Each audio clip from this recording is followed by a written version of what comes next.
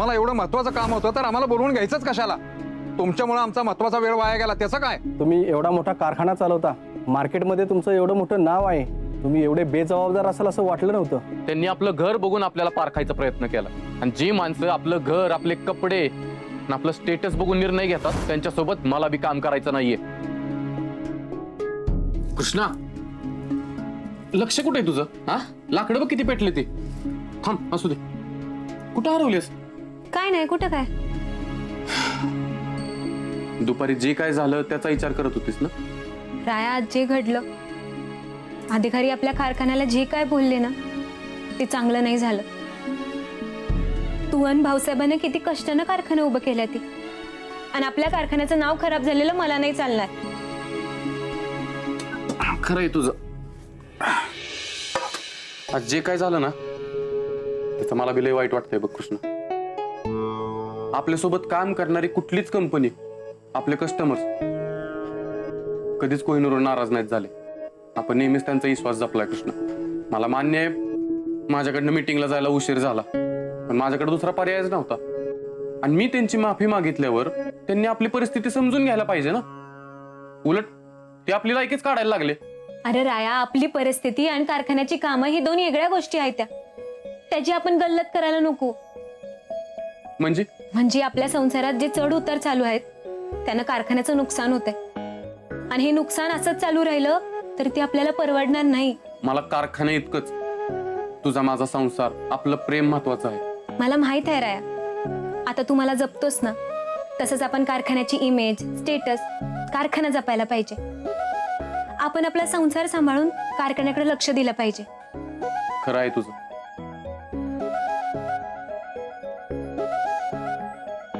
एक मिनिट, आपण कारखान्याकडे लक्ष दिलं पाहिजे म्हणजे म्हणजे तू कारखान्यात येणार आहेस? नाही नाही, नको. का? काय झालं? अगं, पायाला केवढं लागलंय तुझ्या? हा, आराम करायचास तू. कुठं काय झालंय तेव्हा? काटच तर घुसला होता, आणि आता पाय माझा एवढा बी दुखत नाहीये. कृष्णा, मी तुझं काही बी ऐकून घेणार नाहीये. तू आराम करायचास, आणि उद्याच्या उद्या ती पाण्याची पाईप मी रिपेअर करून घेणार आहे. तुला कुठं बाहेर जायला नको म्हणून. अरे पण राया, मी म्हणलं ना, मग ठरलं. मी तुझं काही बी ऐकून घेणार नाही.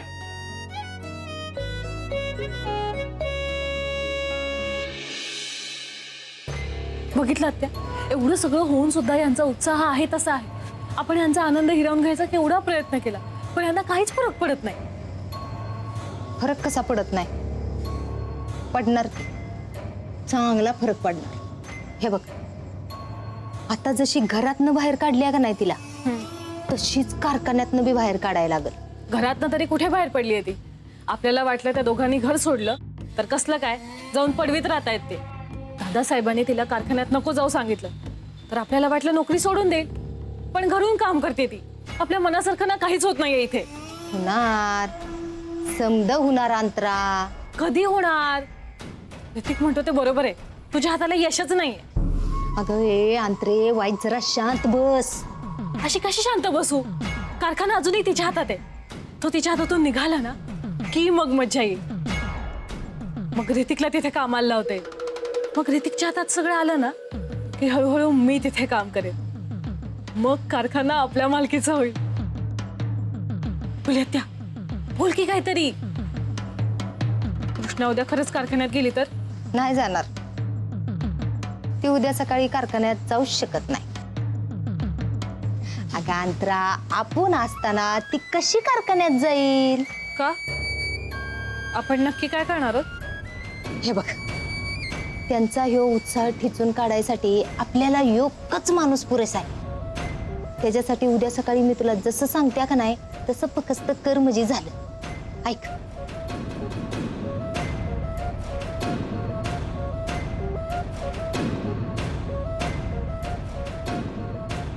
काय एवढं सगळं काम करायचंय? मला एवढी अवघड कामं नाही जमणार ग. हे सगळं माझ्याच वाटायला कशाला येतं? अगं ए अंतरे, अगं कधीच्या काळात ना तुला काम सांगितलंय तरी बी रडतेस मी. हे बघ, उद्या सकाळी तिला कारखान्यात कामाला जाण्यापासून तुला अडवायचंय का नाही? मग जसं सांगत्या तसं कर. चल आता.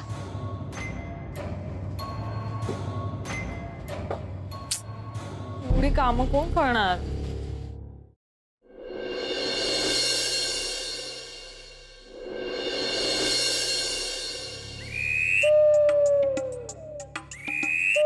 अंतरा झाली का ग समधी तयारी? अरे देवा, अंतरा, ए अंतरा, अगं ए अंतरे. हो दादा साहेब, सगळी तयारी झाली. मी अंगण सारून घेतले, रांगोळी काढली, सगळी तयारी झाली. काय म्हणायचं या पोरगीला? कालच्या मुहूर्तावर हिला सून म्हणून घरात घेतली मी, कुणाला ठाव. अगं ए अंतरा, ए अंतरे, डोळे उघडून बघ जरा, मी हाय गुली आत्या. ते तू येस दादा साहेब नाही आले अजून? नाही ती आलं अजून, पर येतील इतक्यात. त्याच्यामुळे झोपू नकस. त्यांनी जर झोपलेलं बघितलं ना तर लई झापतील तुला. नाही झोपत, नाही झोपत, नाही झोपत. आता म्हणलीस का नाही झोपणार नाही म्हणून, आणि झोपतेस वी? अगं तू बोलव ना सगळ्यांना लवकर, म्हणजे झोप नाही लागणार मला. बोलवती, तुझ्या समजा ध्यानात आहे नव्ह का? हा.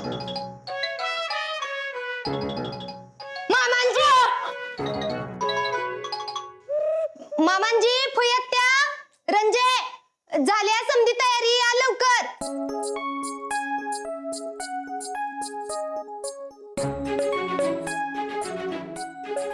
वा वा, आज अगदी वेळेत सगळी तयारी झाली आहे.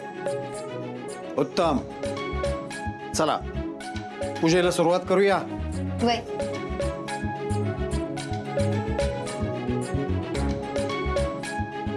सुखकर्ता दुःखहर्ता वार्ता विघ्नाची.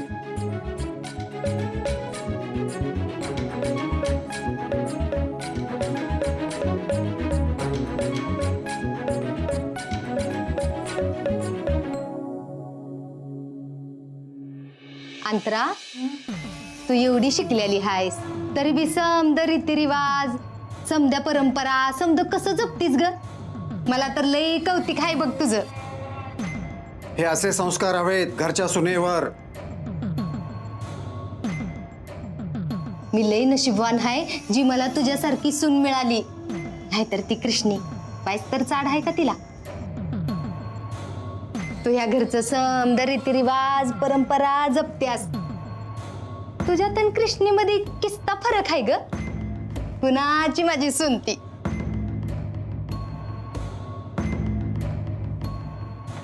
जरा शिकवा तुमच्या सुनबाईला.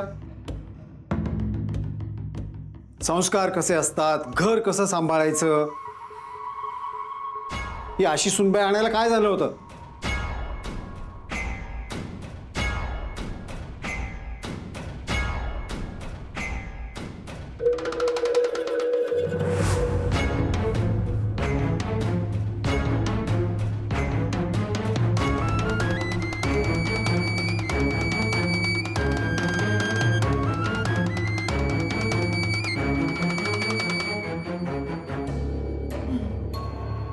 चला, एक पायरी तर चढलो.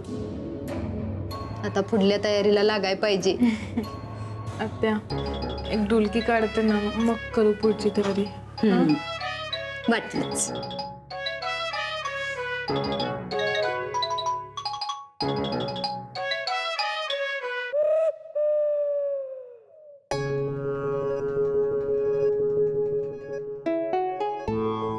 कृष्णा, कुठं निघाली सावरून? कुठे म्हणजे? तुझ्यासोबत कारखान्यात. हाय का आता? तुला एवढं समजून मी तुझं असंच का अजून? तू माझी एवढी काळजी घेतोस म्हणल्यावर मी तुझी काळजी घ्यायला ना ग. अगं घे की माझी काळजी, मी कुठं नाही म्हणलंय. पण कारखान्याची काळजी कशाला घेतेस? कशाला म्हणजे? अरे कारखान्याची काळजी घेणं म्हणजे तुझी काळजी घेण्यासारखं आहे. तू एवढ्या मेहनतीनं कष्टानं कारखाना उभा केलाय आणि ही अख्ख्या गावानं बघितलंय राया. तेव्हा मी त्याला जरा बी गालबोट लागून देणार नाही. आणि मी रात्रभर विचार केला राया, काल एवढं महत्वाचं काम हातातनं गेलं आपल्या, त्याची कमी भरून काढायला पाहिजे. कृष्णा, मला सगळं म्हणणं मान्य आहे तुझं, आणि कमी भरून काढायला मी आहे की. काल जी काय झालं का नाही ते काय परत असं होणार नाही, हे शब्द आहे माझा. त्यासाठी तू कारखान्यात यायला पाहिजे असं काही नाही. तू आराम कर. अरे तुला खरंच असं वाटतं का र? काल एवढं सगळं घडलेलं असताना माझं घरी मन लागत. अरे भाऊसाहेबांनी एवढ्या विश्वासानं माझ्यावर कारखान्याची जबाबदारी सोपवली. मी जर ती व्यवस्थित पार पाडली नाही तर मी त्यांच्या मनात न उतरेन या विचारानंच मला रात्रभर झोप लागली नाही र. राया काय बी होऊ दे पण मला कारखान्यावर लक्ष द्यावंच लागल. कृष्णा अगं दे की लक्ष. मी कुठं नाही म्हणले. माझं फक्त एवढंच म्हणणं आहे, तुझ्या पायाला लागले का नाही हा ती बरं होऊ दे मग कारखान्यात ये. आत्ता सध्या आराम कर. एवढ्या किरकोळ कारणासाठी घरी बसून राहणं मला काही पटत नाही. तुला तरी पटते का रे ही? अगं पण कृष्णा ऐकून तरी घे की माझं. हे बघ राया ही लढाई आपली आहे, तुझी न माझी. तेव्हा ही मिळूनच लढली गेली पाहिजे. आणि मला जर काही त्रास झाला तर मी माघारी घरी येईनच की. मला आत्ता कारखान्यात येऊ दे, मला लढू दे. तू फक्त माझी साथ सोडू नकस. कधीच नाही सोडणार. ठीक आहे चल जाऊ कारखान्यात. थँक्यू. ही घे. चल. चला.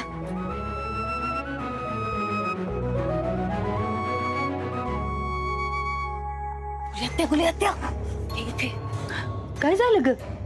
राया आणि कृष्ण कारखान्यात जायला निघालेत. काय झालं? एवढ्या मोठ्यांदा ओरडलात का? आव काय नाही, ती झुरळ दिसलं होतं, गेलं पण. झुरळ होतं म्हणजे घाण आली. घाण आली म्हणजे घराच्या स्वच्छतेकडे लक्ष नाहीये तुमचं. आम्हाला घरात अस्वच्छता अजिबात चालणार नाही, आधीच सांगून ठेवतोय. वय वय म्हाताऱ्याला कधी काय वाटेल ना काही सांगता येत नाही. नाहीतर काय.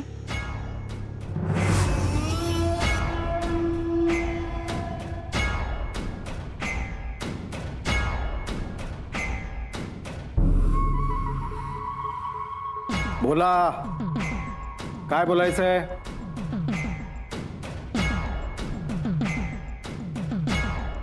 अशा शुंभासारख्या उभ्याच राहणार आहात का काही बोलणार आहात? मामांजी आम्हाला बघवणं झालंय हो. म्हणजे बघा की एकीकडे तुम्ही या घराचं नाव वर काढायसाठी एवढं धडपडतायसा आणि दुसरीकडे काय? नाही म्हणजे एवढं होऊन बी अजून तरी गावात इथं त्यांचं नाव आदबीनं घेतलं जात होतं.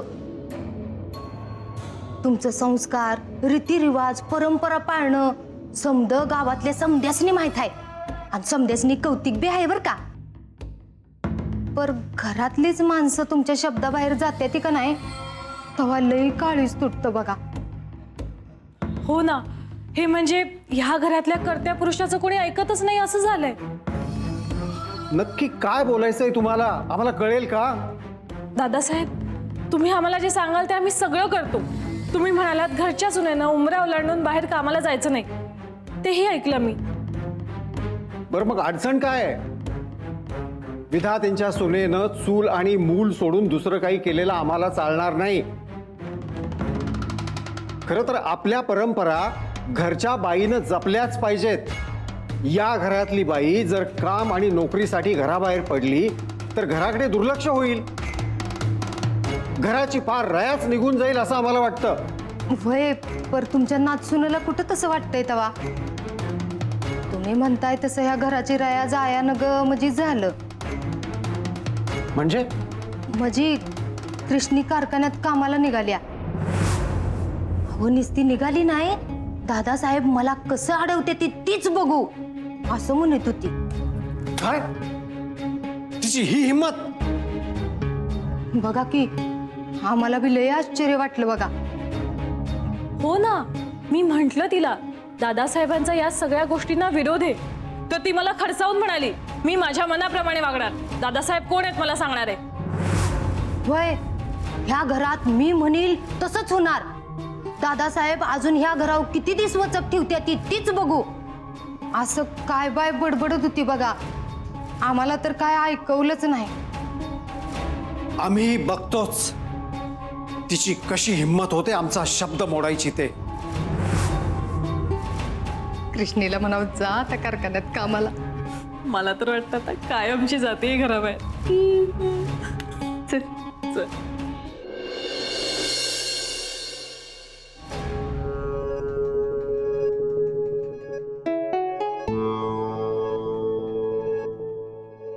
कृष्णा मी गाडी काढतो तोवर.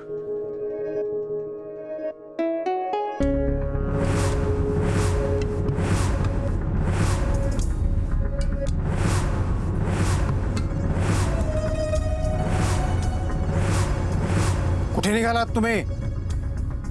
काय विचारतोय आम्ही? दादासाहेब कारखान्यात निघालो होतो. कशासाठी? ती कारखान्यात जरा तू बोलू नकोस मध्ये. तुझ्याशी बोलतोय का आम्ही? दादासाहेब काय झाले? एवढं का चिडलाय तुम्ही? वा, हे उलट आम्हालाच विचारा तुम्ही. आपल्या घराण्याची परंपरा मोडीत काढायची आणि आमच्या विरोधातच सतत बोलायचं हे ठरवून टाकलंय का तुम्ही? हे सगळं तुम्ही मुद्दाम तर करत नाही ना? आम्ही ज्या ज्या गोष्टी सांगतो त्या त्या गोष्टीला तुम्ही विरोध करता, हे सगळं तुम्ही ठरवून टाकलंय का? दादासाहेब नक्की काय झालंय आम्हाला कळेल का?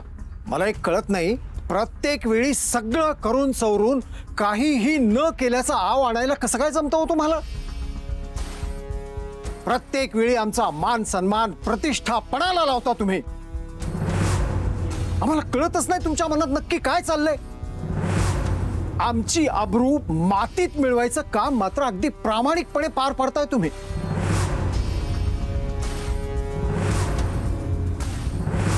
अंतरे, या डावातलं हुकमाचं पान आज आपल्याला लागलंय की ग? हो ग गुली हत्या, यो हुकमाचा एक का एकदम डावच फिरवतोय की. हुकमाचा एक का असेल जगासाठी, आपल्यासाठी तर जोकर आहे जोकर. दादासाहेब मला कळेल का नक्की आम्ही काय केलंय ज्याने तुमची आबरू जाईल, अपमान होईल? घरच्या लेकी सुनांनी कमवायची कामं करू नयेत. पैसा कमवण्यासाठी त्यांनी घराबाहेर जाऊ नये, घराचा उंबरा ओलांडू नये. त्यांनी फक्त घर सांभाळावं हे आम्ही किती वेळा समजावून सांगितलंय तुम्हाला. आम्हाला हे सगळं चालणार नाही. तुम्ही सगळ्या मर्यादा पार करताय. कुठल्या मर्यादा पार केल्या दादासाहेब आम्ही? कृष्णानं कारखान्यात कामाला जाणं ह्यात काय चुकीचं आहे? घरचाच कारखाना आहे. तिनं जर तो सांभाळला तर असं काय जग बदलणार आहे? कुठला आबाळ फाटणार आहे? संस्कारांचं तुमचं एक चुकीचं पाऊल पुढच्या पिढीवर चुकीचे संस्कार करेल आणि आम्हाला तेच नकोय. ठिणगी पडली की ती विझवायची असते. तिचा वणवा भडकायला वेळ लागत नाही आणि आम्हाला आमचं घर कुसंस्काराच्या वणव्यात होरपळू द्यायचं नाहीये. म्हणून आम्ही हिला कारखान्यात जाऊ देणार नाही. या घरातल्या सुनांनी नातसुनांनी माझ्या आज्ञेतच राहिलं पाहिजे. कारखान्यात जाऊन आमची तत्व मोडण्यापेक्षा घर संस्कारी करा. घरातल्या स्त्रीचं पूर्ण आयुष्य फक्त चूल आणि मूल बघण्यात जावं ही माझ्या तत्वात बसत नाही दादासाहेब. मला माफ करा, पण माझा निर्णय झालाय. कृष्णा कारखान्यात कामाला जाणार. चल कृष्णा. थांब कृष्णा, एक पाऊल पुढे टाकू नकोस, नाहीतर आमच्या इतकं वाईट कोणीही नाही. तुम्ही तिला अडवण्याचा हक्क कधीच गमवून बसलाय दादासाहेब. तुमच्या तत्वानुसार घरातल्या लेकी सुनांनी घराबाहेर जायचं नसतं ना, पण तुम्ही तर कृष्णाला सून मानतच नाही. म्हणूनच तर तुम्ही तिला घराबाहेर जायला सांगितलं. त्यामुळं आता कृष्णानं कारखान्यात काम करायला जाणं त्यात तुमची काहीच हरकत नसावी. असंही तुमचा आता तिच्याशी काहीच संबंध उरला नाहीये, हो ना? अंतरे, यानं तर समजा डावच फिरवलं की ग. चल कृष्णा.